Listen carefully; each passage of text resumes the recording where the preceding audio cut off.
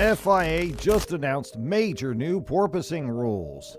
In the wake of the Azerbaijan Grand Prix, the FIA has made an announcement regarding their plans to control the phenomenon of porpoising that has become a theme in the 2022 season. The FIA has issued a technical directive to the teams in order to provide them with guidance regarding the measures they intend to take in order to combat the issue.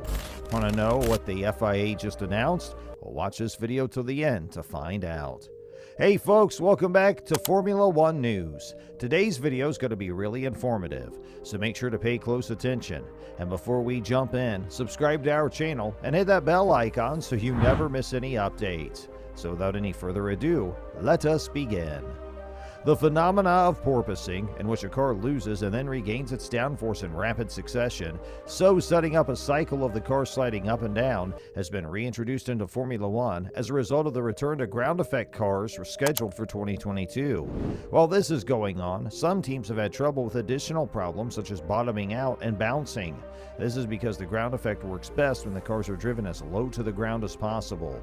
Following discussions with its medical staff, the Fédération Internationale de l'Automobile, or FIA, has stated that it has been compelled to take action because, as stated by the governing body itself, in a part where the competitors are routinely driving at speeds in excess of 300 kilometers per hour, it is considered that all of a driver's concentration needs to be focused on that task, and that excessive fatigue or pain experienced by a driver could have significant consequences should it result in a loss of concentration.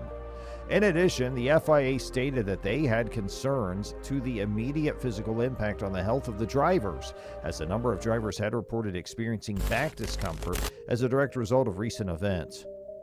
According to the FIA, the steps that will be implemented in the short term will involve increased monitoring of the planks and skids that are located below the cars, both in terms of their design and of the observed wear. They will also construct a metric that will specify a limit for what is considered an acceptable degree of vertical oscillations. The precise mathematical formula for this metric is still being analyzed, and the F1 teams have been requested to contribute to its development. After the race in Baku, Mercedes' James Vowles admitted that the team had pushed the package and our drivers too far. We were putting them into substantial discomfort, and we simply can't do it again. Mercedes was one of several teams that struggled with bouncing issues throughout the weekend. Why porpoising has caused Mercedes to question how fast its F1 2022 vehicle truly is. The Formula One team based in Brackley, England, has gotten off to a poor start in the new season, as the W13 that they had raced was unable to compete successfully with the race-winning Ferrari and Red Bull teams. The porpoising issue, which all teams have encountered to a greater or lesser level in the early runs of the new ground effect machines, has slowed its progress to a greater extent than it would have been otherwise. While some teams have been able to swiftly dial out the issue, Mercedes has found that it's still striving to find a setup answer on how to get rid of the bouncing in the best way possible without affecting the performance of the car. Andrew Shovlin, the head of trackside engineering for Mercedes, has admitted that the team does not yet have a full hold on how to run the vehicle where it wants without incurring porpoising. As a result, the team does not yet know whether or not the W13 is genuinely capable of battling at the front. When asked by motorsport.com whether the most important pace driver at the time was finding a solution to eliminate porpoising without compromising car performance, Shovlin responded by saying that that's certainly priority number one, because of the fact that this ultimately prevents us from driving the car in the manner in which we would like to drive it in order to achieve maximum performance. What we don't know is where we would actually be in terms of car pace if we could just magically make that issue go away. Is the car fast enough or is it not? And it is really challenging to provide a response to that issue. Mercedes believes that gaining an understanding of the causes that are causing its automobile to porpoise is essential in order to make progress with its vehicle. It is suspected that the issue is far more complex than simply having an excessive amount of downforce, which would cause the car to be pushed down on the straights until it touched the ground and bounced back up. Shovlin continued by saying, essentially, we need to have a deeper understanding of the problem. We've got several different paths that I believe are leading us in the right direction, but it's taken a little bit of time to get those components installed on the car, and we're working extremely hard. We are fully aware that there are other teams out there that have solved this issue much more quickly than we have been able to, and that's not the standard to which we often hold ourselves.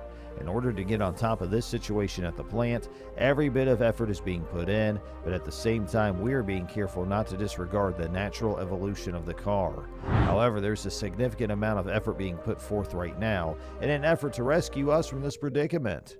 Mercedes has decided to stay with its original design for the time being, despite the fact that other teams have been successful in eliminating their porpoising issues by removing sections of the floor, which results in a loss of downforce.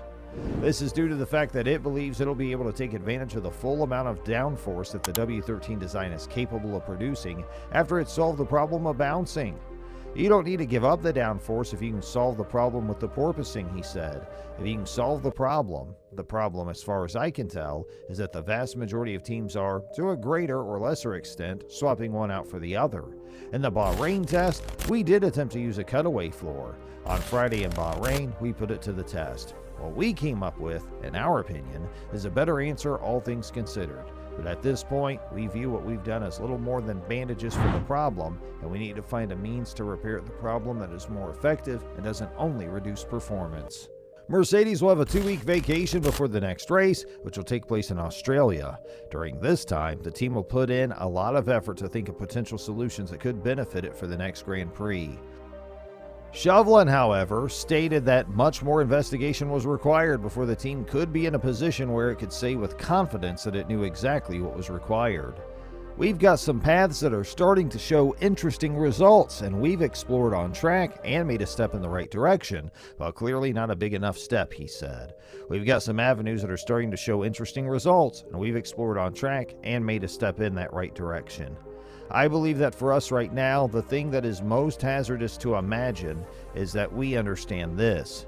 I believe it's a problem that we should hopefully be able to get a handle on in the not too distant future. We learn something new every day that we run, and we learn something new every day that we work in the factory.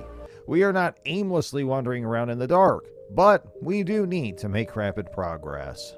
So, I think we're at the end of today's video. I hope you enjoyed the video, and if you did, please give this video a thumbs up and smash that subscribe button.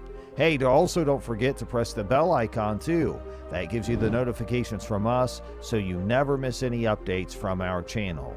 So what did you think about today's video? Are you a big F1 fan? Do you think Mercedes really does have a hold of this porpoising issue, or will it continue to cause them problems in their chase for the drivers and constructors championships? If you have any comments on this or any questions for us, make sure you let us know in the comment box. We always make sure to check it, and we always love to hear from our listeners.